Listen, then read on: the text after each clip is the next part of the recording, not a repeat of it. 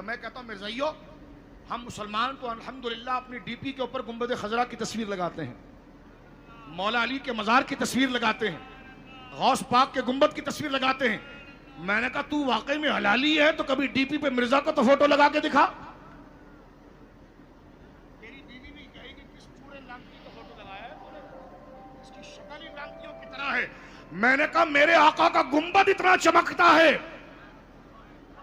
میرے آقا کے راستے پر چلنے والے اور ان پر اپنے دل و جان کو نثار کرنے والے امام احمد رضا کا گنبد دیکھیے کیسا چمکتا ہے، سرکار مجدد پاک کا گنبد دیکھیے کیسے چمکتا ہے، اور محافظ ختم نبوت سرکار پیر محل شاہ صاحب کا گنبد آپ دیکھیں کیسا چمکتا ہے۔ جو ان سے محبت کرتے ہیں ان کی زندگی تو زندگی، ان کی زندگی پر جو ان کی قبروں پر جو گنبد لگے ہیں اللہ نے اس کو بھی نور والا بنایا۔ اور مرزا کانا دجال، کانا آنکھ سے وہ کانا تھا، کہتے نہیں آپ نے ذرا جلال میں کہہ دیا، وہ جناب جو ہے وہ نبی نہیں تھا، مہدی تھا، مہدی۔ میں نے کہا مہدی گھسیٹی کا بیٹا تو نہیں ہوگا شاہ صاحب، مہدی تو فاطمی ہے۔ وہ کہتے نہیں وہ تو امام مہدی تھا معاذ اللہ۔ میں نے کہا امام مہدی قادیان میں ظہور نہیں کریں گے، امام مہدی خانہ کعبہ میں ظہور کریں گے۔ امام مہدی حسین ابن علی کے بیٹے ہیں، ان کا نام رسول اللہ کے نام پر ہے، ان کے والد کا نام رسول اللہ کے والد کے نام پر ہے۔ بولو نا سبحان اللہ، بولیے سبحان اللہ۔ اور وہ سیدہ خیر النساء العالمین سیدہ بطول زہرا سیدہ فاطمہ خیر النساء زہرا رضی اللہ تعالیٰ عنہا ان کے وہ بیٹے ہوں گے۔ اور آپ نے وہ ختم نبوت کانفرنس نور کوثر کی سنی ہوگی جس میں شاہ صاحب کی بڑی پیاری بڑا حقیقت پڑتی، مرزا کی ماں کا لقب تھا گھسیٹی۔ کیا کہنے کہ آپ یہ کیا معنی کر رہے ہیں؟ میں نے کہا معنی تو آپ کر رہے ہیں، میں تو لفظ پڑھ رہا ہوں گھسیٹی۔ کہ لگے آپ اس سے مراد، میں نے کہا مراد تو بات ہی نہیں تھی، میں تو لفظ پڑھ رہا ہوں گھسیٹی۔ یہ تو آپ اس کو جانتے ہیں اس لیے آپ ذرا بگڑ رہے ہیں، میں نے تو معنی تھوڑی کیا، میں نے تو صرف لفظ گھسیٹی پڑھا ہے، گھسیٹی لکھا تو گھسیٹی پڑھیں گے، اس کو کیا پڑھیں گے؟ سمجھ رہے؟ کہہ رہے آپ یہ کیا کر رہے ہیں؟ میں نے کہا آپ کیوں گھبرائے؟ کہا یہ آپ کیا معنی لے رہے ہیں؟ میں نے کہا معنی کی طرف تو آپ جا رہے ہیں، میں تو لفظ پڑھ رہا ہوں گھسیٹی۔ غور نہیں کیا آپ جملے پر، غور کر رہے ہیں؟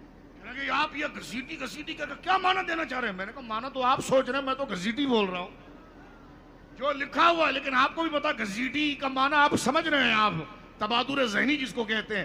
میں نے کہا میں تو لفظ پڑھ رہا ہوں گھسیٹی۔ میں نے کہا گھسیٹی کا بچہ کانا۔ اور ناراض نہ ہو، یہ ساری کتابوں میں یہ گالی نہیں ہے، یہ فساد نہیں ہے۔ جو لبرل قسم کے لوگ یہ کیسی بات کر رہے ہیں آپ؟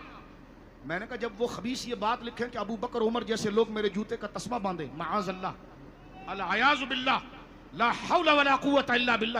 حضرت عیسیٰ کو گندی گالیاں اس نے دی، سیدہ مریم کے خلاف اس نے بکواس لکھی، علماء کو سور خنزیر اس قسم کے الفاظ اس نے لکھے، سرکار پیر محل شاہ صاحب کے خلاف تحفہ گولڑویہ پوری ایک کتاب لکھ کر گندی گندی ماں بہنوں کی گالیاں اس نے علماء کو دی۔ اور نبی کا سب سے بڑا وصف اس کا حلم اور بردباری ہوتا ہے۔ کیا ہوتا ہے بولیے؟ بردباری۔ کہنے لگے جی وہ مہدی تھا۔ میں نے کہا مہدی، امام مہدی فاطمی ہوں گے، حضرت زہرا کی اولاد ہوں گے وہ۔ بولیے سبحان اللہ۔ اور روئے زمین پر ان کی اولاد کا مقابلہ کوئی نہیں کر سکتا۔ بولو نا سبحان اللہ۔ سادات اور اشراف کہاں ان کو جاتا ہے؟ میرے آقا صد اللہ الغالب مولا مرتضیٰ کی تو اور بھی ازواج تھی لیکن وہ علوی کہلائی، لیکن آپ کی وہ ازواج میں جو سیدہ زہرا کے صدف اقدس سے جو اولاد پیدا ہوئی ان کو علماء نے ہٹ کر فاطمی ذکر کیا ہے۔ اور شیخ محقق نے اس بات کو تکمیل الایمان میں لکھا کہ ہمارے نزدیک خلافت میں دلیل نفع اسلام ہے، اگر قرابت ہوتی تو اولاد فاطمہ کا مقابلہ کرنے والا کوئی ہے ہی نہیں۔ بولیے سبحان اللہ، بولیے سبحان اللہ۔ حضرت امام مہدی کا ظہور مکہ شریف میں ہوگا، جس کے کہا ہوگا بولیے مکہ شریف میں کہا ہوگا، اور وہ دجال سے لڑیں گے۔ حضرت عیسیٰ کا نزول آپ کے دور مبارک میں ہوگا، اور جب آپ آئیں گے تو بینر لگانے کی ضرورت نہیں ہوگی، ان کا چہرہ خود دیکھے لوگ کہیں گے کہ ہاں یہ حسین ابن علی کے بیٹے ہیں۔ یہ امام پاک امام مہدی ہے، بولو سبحان اللہ. اور 40 سال کی عمر شریف میں آپ کا ظہور ہوگا. جب آپ کہیں گے میں مہدی ہوں تو خلق خدا جھوم کر اس طرف جائے گی اور امنڈ کر جائے گی. مرزا نے جب دعویٰ کیا تو دنیا کے کتے بلے اس کے پیچھے چلے، لیکن اس وقت کے سارے بزرگ سادات، سرکار پیر محلی شاہ صاحب جیسی شخصیات، وہ اس کے مقابلے پر کھڑی ہوئی اور اسے للکارتے رہے. مناظرہ لاہور میں طے ہو گیا، وہ سامنے نہ آیا، بھاگ گیا، اور بھاگ کر اس نے لکھا کہ مجھ پر وحی آئی کہ مہر علی پشاور کے اڑیل پٹھانوں کو لا رہا تھا. ابے میں نے کہا وہ رسول اللہ کا غلام ہے، وہ تنہا نہیں، اس کے ساتھ پوری خدائی چل رہی تھی. بولیے سبحان اللہ، بولیے سبحان اللہ. مرزا بھاگا وہاں سے اور اس میں جرت نہیں ہوئی کہ سرکار پیر محلی شاہ صاحب رضی اللہ تعالیٰ عنہ کا وہ سامنا کر سکے. بولیے سبحان اللہ. علماء اہل سنت کا وہ سامنا کر سکے، اس کی جرت نہیں ہوئی. اس کی جرت، کہتے جی جو اطاعت کرے گا وہ نبی ہو جائے گا. میں نے کہا جی مرزا نے کون سی اطاعت کی؟ زانی وہ تھا، شرابی وہ تھا، اس کا بیٹا بشیر پکڑا گیا زنا کرتے ہوئے، تو کہا وہ تو مرزا جی بھی کرتے. مرزا کی بات کاریوں پر ہم کہتے ہیں مرزائیوں ایک دفعہ ذرا مرزا کی زندگی پر تقریر ذرا کھل کے کر کے دکھا دو تو تمہاری بیٹیاں تمہارے منہ پر جوتا مارے گی کہ کیسا خبیث باپ ہے. تیری بھی نیت ایسی ہوں گی جس کو تو مانتا ہے. آج مسلمان باپ کی نظریں بیٹی کے آگے اس لیے جھکتی ہیں کہ اس نے محمد رسول اللہ اور سیدہ زہرا کا رشتہ دیکھا. بولیے سبحان اللہ. میں اس بات کو تسلسل سے نہیں چلانا چاہتا، یہ میں اس بات کو بلا تمثیل اور اس تسلسل سے ہٹ کر بیان کر رہا ہوں. مرزا تو انسان کہلانے کا مستحق نہیں. اور گفتگو میں ختم کرتا ہوں میرے دوستوں، آپ ہی دیکھ لیں. اما تردان تکون منی بمنزل ہارون من موسیٰ الا انہ لا نبی بعدی. اے علی تو میرے لیے جیسے موسیٰ کے لیے ہارون تھے نائب، ایسا ہے، لیکن پھر بھی میرے بعد کوئی نبی نہیں آئے گا.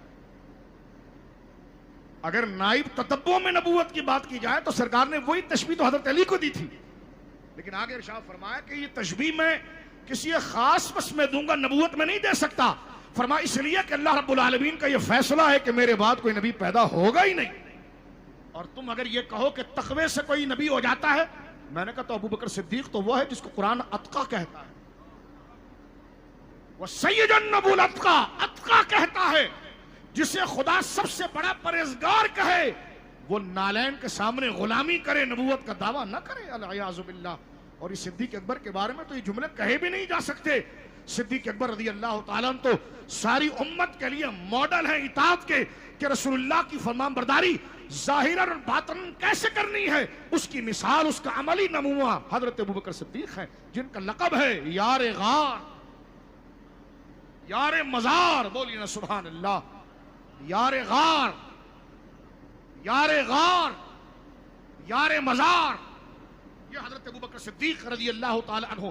تو یہ کیسے کہا جا سکتا ہے کہ کسی کو اطاعت کے ذریعے، ہم نے کہا اگر کسی کو نبی بنایا جاتا تو حضرت ابوبکر میں کمی کیا تھی، حضرت عمر میں کمی کیا تھی؟ توجہ ہے.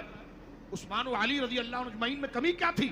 بلکہ حضرت عمر کو تو حضور نے کہہ دیا، حضرت علی کو بھی کہہ دیا کہ میرے بعد کوئی نبی ہوتا تو عمر ہوتا، لیکن میرے بعد کوئی نبی نہیں.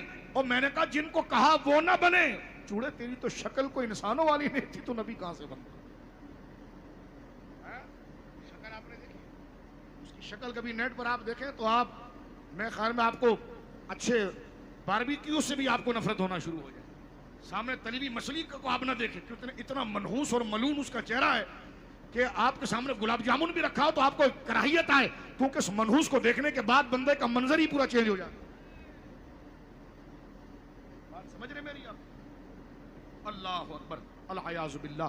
تو میرے دوستو، عقیدہ ختم نبوت یہ مسلمانوں کی اساس ہے، یہ بنیاد ہے.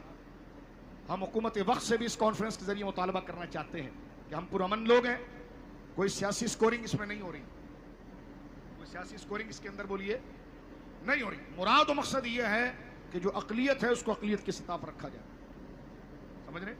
جو گالیاں دے رہا ہے ماں بہنوں کی، جو مسلمانوں کو اتنی گندی گالیاں دے رہا ہے، اس کے پیچھے اگر یہ کہے کہ جناب معاذ اللہ یہ اللہ کا نبی اس کو تصور جو نہ کرے، اس کی حالت یہ العیاذ باللہ. تو میرے دوستو بزرگوں، یہ قادیانیوں کے لیے بھی یہ دعوت فکر ہے کہ وہ غور کریں اور اس بات کی طرف توجہ کریں کہ کس خبیث اور رذیل کی طرف وہ اپنی نیتوں کو کر رہے ہیں، اور ساری امت سے اپنا دامن چھڑا کر حقانیت سے اپنا دامن چھڑا کر وہ ارتداد کی راہ پر وہ چل رہے ہیں.